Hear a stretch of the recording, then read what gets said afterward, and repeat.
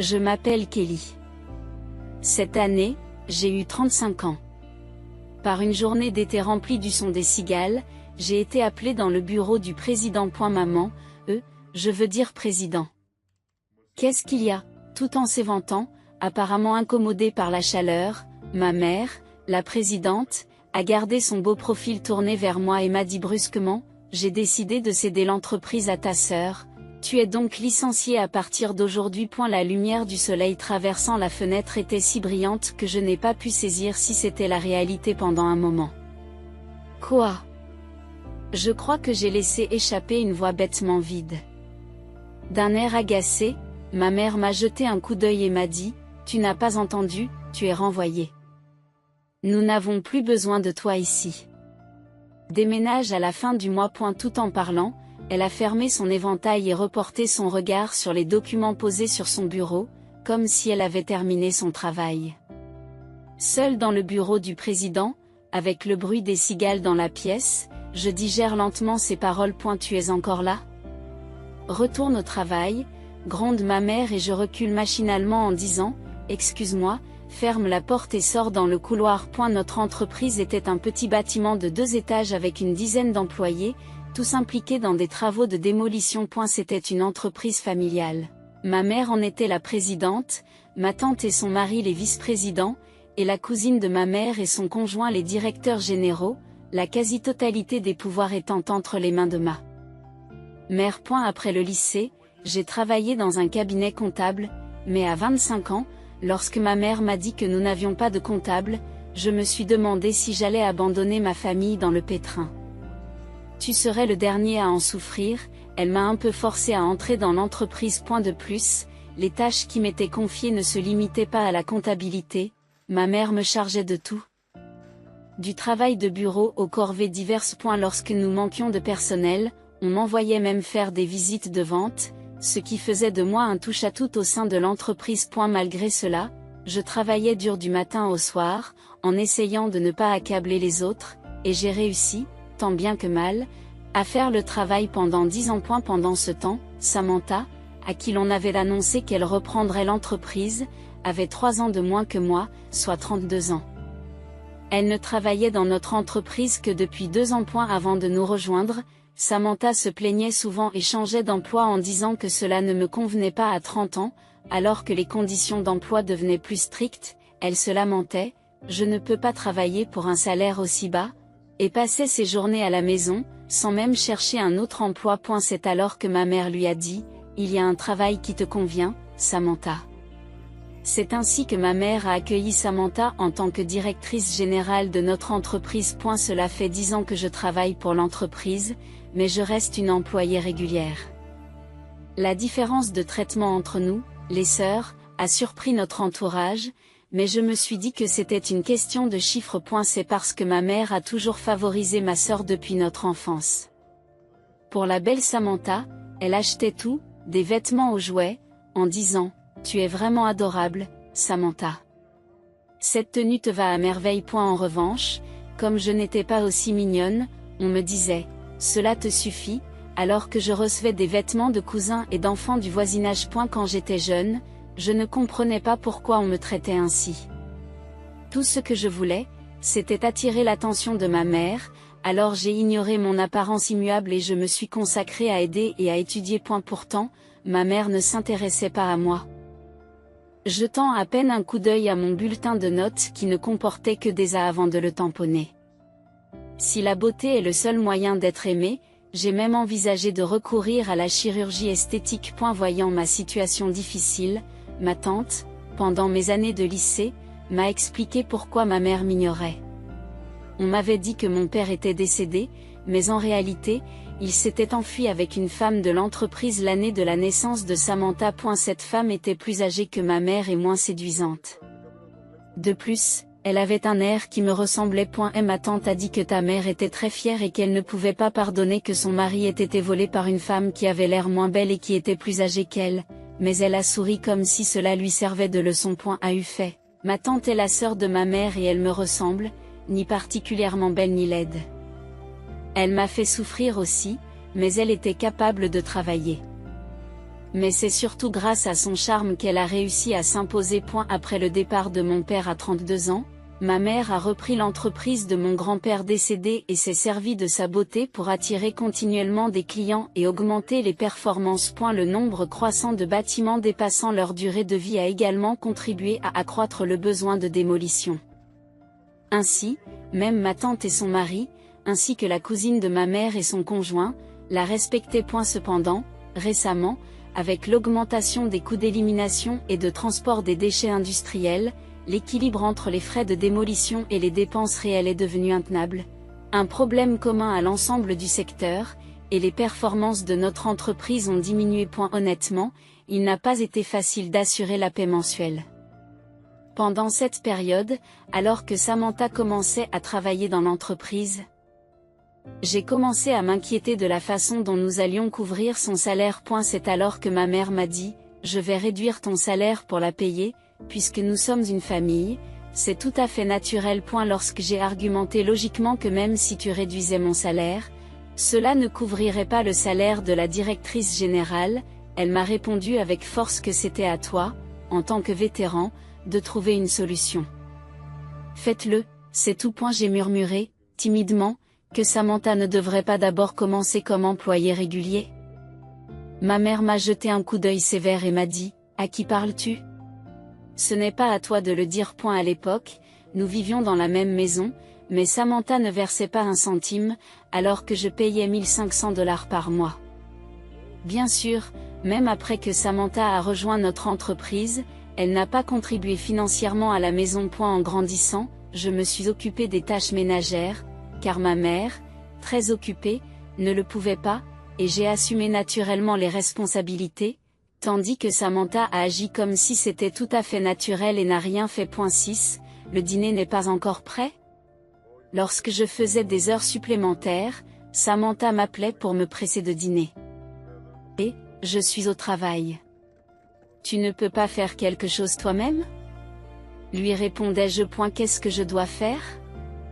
La cuisine est ton domaine, non? Je ne veux pas l'utiliser sans permission et me faire gronder. Tu t'es énervé la dernière fois, tu te souviens qu'elle a évoqué un incident vieux de plusieurs années, et qu'elle n'a finalement pas essayé de cuisiner. En général, Samantha ne nettoie pas et ne remet pas les choses à leur place. Il semble qu'elle soit encore rancunière de ce que je lui ai fait remarquer la dernière fois. Ou plutôt, elle s'en sert comme d'une raison pour justifier sa position de ne rien faire. À contre-séure, je rentrais à la maison pour préparer le dîner, avant de retourner au bureau pour faire des heures supplémentaires.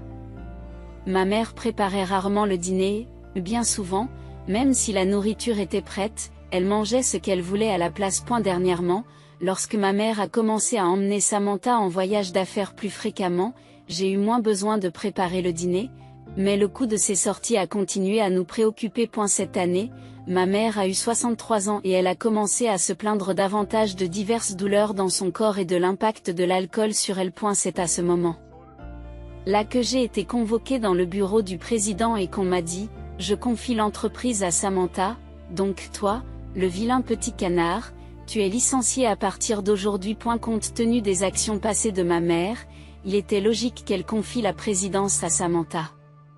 En y réfléchissant, Samantha a aujourd'hui 32 ans, l'âge qu'avait ma mère lorsqu'elle est devenue présidente pour la première fois. Peut-être ma mère pensait-elle que Samantha pourrait utiliser sa beauté pour attirer des clients, comme elle l'avait fait. Cependant, l'idée d'être renvoyée à cause de mon apparence était quelque chose que je ne pouvais tout simplement pas accepter. Même si mon salaire était transféré à Samantha, j'avais l'impression qu'il n'y avait pas de réel avantage. Lorsque j'en ai discuté avec ma tante, il m'a semblé que la nouvelle de la nomination de Samantha à la présidence s'était déjà répandue parmi les employés. Mais la nouvelle de mon licenciement était également nouvelle pour elle. Après avoir réfléchi un peu, ma tante a dit, « Je ne suis pas tout à fait sûre, mais il semble que Samantha n'aime pas que tout le monde lui dise, « Ne t'inquiète pas, nous demanderons à Kelly si elle veut faire quelque chose. » C'est peut-être lié. Mais c'est parce que les gens ont arrêté de demander à Samantha parce que son travail était bâclé, n'est-ce pas? Oui, Samantha était incapable de respecter les délais. ratait souvent ses appels téléphoniques et son travail était truffé de fautes de frappe. Malgré son expérience professionnelle, peut-être à cause de son physique avantageux, les hommes de son entourage la couvraient, la laissant inconsciente de son manque de compétences. Ma tante l'a également compris. C'est vrai. Mais elle pense sans doute que tu es sur son chemin, dit-elle, avant d'ajouter avec un profond soupir, oh là là, je n'arrive pas à croire qu'elle te licencie. Cela aurait paralysé notre entreprise, mais son habitude de ne pas tenir tête à ma mère l'a empêché de protester. J'ai ressenti un sentiment de dégoût d'être lié par le sang à ma mère, à ma sœur et à cette tante peu fiable. Et ma mère et ma sœur ne m'aiment donc pas, dis-je d'un ton dépité, ce à quoi ma tante hésita avant de répondre, oui, ta mère est dure, mais tu ferais mieux de travailler ailleurs. Tu es trop capable pour ne pas recommencer ailleurs. Il y avait une légère chaleur de parenté dans son regard lorsqu'elle m'a conseillé de démissionner. Debout dans l'entreprise rougie par le crépuscule d'été, j'observais vaguement un mirage au loin. Il est peut-être temps d'en finir, j'ai senti un sentiment de libération se répandre dans ma poitrine. Me tournant vers ma tante, j'ai souri calmement pour la première fois depuis mon arrivée dans l'entreprise. Surprise par mon sourire, ma tante me l'a rendu d'un air triste. J'ai ensuite passé les derniers jours à préparer les documents de transfert et à tout organiser pour que tout le monde puisse comprendre.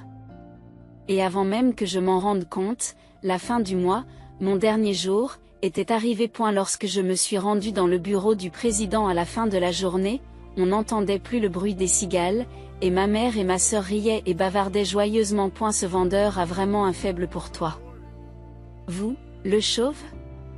Impossible qu'elle rit sans remarquer ma présence. Jusqu'à ce que je tousse délibérément. C'est alors que Samantha, l'air perplexe, a demandé, qu'est-ce qu'il y a? Nous n'avons pas besoin de dîner aujourd'hui. C'est mon dernier jour ici. Je vous remercie pour tout ce que vous avez fait jusqu'à présent. Oh, c'était aujourd'hui? J'avais totalement oublié qu'ils avaient à nouveau éclaté de rire. Le fait de réaliser que je n'aurais plus à voir leur visage m'a fait du bien. Je me suis inclinée et ma mère a répondu par un oui robotique, merci pour votre dur labeur, tandis que je refermais la porte derrière moi avec émotion. De l'intérieur, j'ai entendu la voix de ma sœur. Maintenant, nous n'aurons plus à voir ce visage agaçant. Surveille-moi, me suis-je murmuré en quittant l'entreprise dans laquelle j'avais travaillé pendant de nombreuses années. Une semaine plus tard, après avoir terminé des travaux administratifs dans une école, j'ai consulté mon smartphone et j'ai remarqué 14 appels manqués de ma mère en l'espace de 2 heures. Un mauvais pressentiment m'a envahi, j'ai donc mis mon téléphone en mode silencieux et j'ai fait d'autres courses avant de rentrer chez moi. Les appels de ma mère ont continué à augmenter. Le lendemain matin, ils étaient au nombre de 80. Le dernier appel est arrivé juste après 2 heures du matin. Bien sûr, je n'avais pas l'intention de la rappeler. Elle m'était désormais étrangère et je ne voulais pas entendre sa voix, craignant qu'elle ne me fasse à nouveau succomber à ses exigences. Pendant 35 ans, j'ai été dominée par ma mère. Pour me libérer de son emprise, j'ai décidé d'ignorer complètement ses appels. J'aurais pu la bloquer, mais j'ai laissé les appels non contrôlés comme preuve au cas où elle aurait entrepris des actions obsessionnelles. Pendant un certain temps, j'ai reçu près de 100 appels par jour. Au début, vérifier les appels manqués était déprimant, mais à mesure que je m'y habituais, j'ai commencé à ressentir un sentiment d'ombre et à imaginer ma mère se débattant sans moi. C'est à ce moment-là que j'ai vraiment réalisé à quel point elle m'avait maltraité. 1 an s'est écoulé depuis.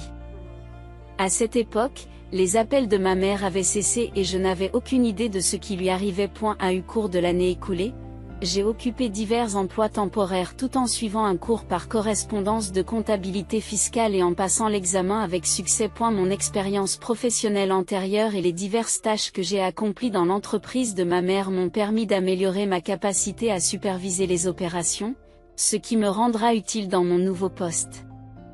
Au sein d'un grand cabinet d'experts comptables. Ce n'est que maintenant que je commence à apprécier le passé pour m'avoir permis d'acquérir ces compétences. Mes collègues sur mon nouveau lieu de travail étaient tous gentils et nous nous aidions mutuellement à progresser dans notre travail, Un contraste frappant avec les jours où tout m'était imposé et où je devais faire des recherches et travailler seul jusqu'à minuit. Un jour, alors que je rendais visite à un client proche de l'entreprise de ma mère pour le travail, je suis passé devant la maison de ma mère.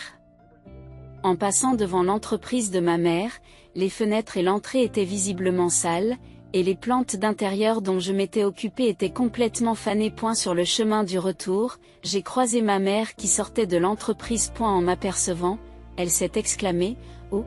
et s'est approchée de moi. Craignant instinctivement d'être grondée, j'ai couvert mon visage avec mon sac, mais elle s'est approchée d'une voix étonnamment affectueuse. Oh là là, où étais-tu, Kelly ? J'ai ressenti une vague de dégoût et j'ai reculé. Sais-tu combien de fois je t'ai appelé ? As-tu changé de smartphone ? Il semblait qu'elle n'avait jamais pensé que j'ignorais ses appels parce que je ne l'aimais pas. Après tout ce qu'elle m'avait fait subir, j'étais complètement déconcertée par sa façon de penser. Ignorant mon expression stupéfaite, elle a continué. « Oh, mais je suis contente de vous avoir trouvé. Regardez l'état de cette entreprise. N'est-ce pas terrible ? Revenez dès demain.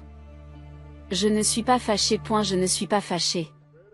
Comme je l'ai dit, je t'ai pardonné d'être parti il y a 1 an, alors reviens dans l'entreprise demain. » Il m'a fallu un moment pour comprendre ce qu'elle disait. Dans son esprit, il ne devait rester que l'image d'une jeune fille en larmes qui revenait vers elle en courant. Maman, je travaille déjà dans une autre entreprise et je m'y plais. Alors que j'hésite à le lui dire, son expression devient soudain démoniaque. Qu'est-ce qu'il y a ? Même si notre entreprise est dans un tel pétrin, qui se soucie des autres entreprises ? Tu m'appartiens, a-t-elle crié au milieu de la rue. Attends un peu, tu es celle qui m'a licenciée. C'est toi qui m'as licenciée. C'est vrai. Et Samantha ? Qu'est-ce qu'on lui a fait ? En reniflant, elle rétorque, sérieusement, je pensais que Samantha serait plus utile, mais elle a tout gâché en sortant avec 3 clients en même temps. Tout s'est écroulé instantanément. Tout se serait bien passé si elle ne s'était pas fait prendre. Ensuite, je l'ai mise au bureau pendant un certain temps pour qu'on ne la voie pas, mais elle n'est même pas capable de faire le ménage correctement et elle est nulle en comptabilité. Nous ne pouvons pas nous permettre d'engager quelqu'un d'autre qui est vraiment gênant. Après avoir exprimé ses frustrations, elle m'a souri et m'a dit, « C'est pour ça que c'est ton tour, Kelly. Notre bureau est en désordre depuis que vous êtes parti. Tu dois prendre tes responsabilités. Avant de démissionner. » J'avais rédigé un manuel de passation des pouvoirs et tout expliqué à Samantha. Samantha n'a probablement rien vérifié, et ma mère n'a probablement pas écouté cette partie. Même si elle l'a fait, soit elle ne s'en souvient pas, soit elle fait semblant de ne pas avoir entendu. Après tout, il n'y a pas de responsabilité à assumer puisque c'est elle qui m'a licencié. D'ailleurs, depuis votre départ, il y a eu une série de clients qui ont interrompu les transactions. Tu ne trouves pas ça bizarre ? Ils ont dit qu'ils ne pouvaient plus nous faire confiance parce que tu n'étais plus là. C'est pourquoi je veux que vous reveniez. Comme j'y ai travaillé pendant de nombreuses années, je connaissais plusieurs clients. Ma mère dénigrait mon apparence, mais il y avait des gens qui appréciaient vraiment mes compétences. Lorsque j'ai démissionné, j'ai appelé pour remercier les personnes à qui je devais des faveurs, et elles m'ont demandé pourquoi je partais. Il était difficile d'expliquer la raison déraisonnable de mon licenciement, mais pensant que c'était ma dernière chance, j'ai tout révélé. Et il semble qu'après avoir entendu les raisons de mon licenciement, ces clients aient décidé de ne plus traiter avec l'entreprise de ma mère. Leur approche est toujours la même. Ils font passer les choses en force, rejettent la faute sur les autres et laissent à quelqu'un d'autre le soin de faire le ménage. Cela a toujours été leur modus operandi. Me mordant la lèvre inférieure, j'ai pensé aux visages aimables de mes collègues actuels, me rappelant que c'était le vrai monde normal, et que j'avais été dans un environnement anormal. Je me suis juré de ne plus succomber à cette pression. Responsabilité ou pas, c'est toi, le président, qui m'a renvoyé, maman. Sentant un changement de ton de ma part, ma mère prit brièvement un air surpris. Et puis, la raison de mon licenciement n'était-elle pas que je n'étais pas attirante, avant même que je m'en rende compte ? Notre dispute avait attiré une foule, apparemment intrigué par le spectacle. Ma mère, remarquant les escaliers de ceux qui l'entouraient, hésita avant de dire « Ai-je vraiment dit cela ? Est-ce que tu m'as mal entendu ? Non, j'ai bien entendu. Tu as dit que tu confiais l'entreprise à ma belle-sœur et que tu renvoyais la LED. Je n'ai pas compris ce que vous vouliez dire. J'ai travaillé dur pendant 10 ans et vous décidez de confier l'entreprise à Samantha. Elle n'est là que depuis 2 ans et fait à peine son travail. Je remets en question votre jugement. Alors que je parle avec force, un murmure parcourt la foule. C'est vrai ? Est-ce vrai ? C'est sa propre mère qui l'a dit. N'est-ce pas insensé ? Sont-elles vraiment de la même famille ? Certains ont même commencé à enregistrer la scène, mais j'étais trop en colère pour m'en préoccuper. Le visage de ma mère pâlit sous les regards accusateurs et elle commence à transpirer. Kelly, tu as mal compris. Discutons à l'intérieur. Mal compris ? Qu'est-ce qui est mal compris ? Si vous ne l'avez pas dit, pourquoi ne pas le dire clairement ici ? Elle s'est tue, et les gens autour ont commencé à chuchoter. Ah, elle est devenue silencieuse.